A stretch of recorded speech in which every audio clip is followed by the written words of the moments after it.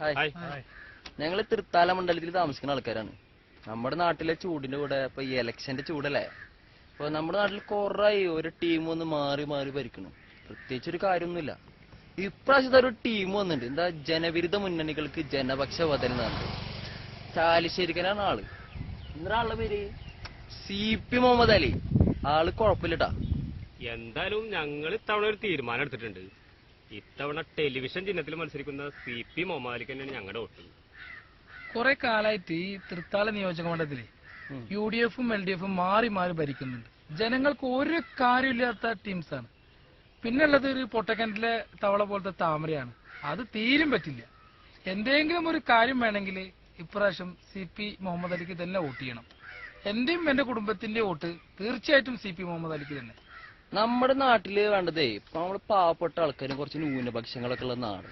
നമുക്ക് വേണ്ടത് ഷോവർക്ക് ടീമല്ല, ഞങ്ങളുടെ നാടിനകത്ത് വികസനം നടത്തുന്ന ഒരാളാണ് നമുക്ക് വേണ്ടത്. CP മുഹമ്മദ് അലി എന്ന് പറഞ്ഞ ആള് നിസ്സാരക്കാരനല്ല, ആള് പുലിയാണ്. ആള് ഒരുപാട് സമരങ്ങളിലൊക്കെ പങ്കെടുത്തിട്ടുള്ള വ്യക്തിയാണ്.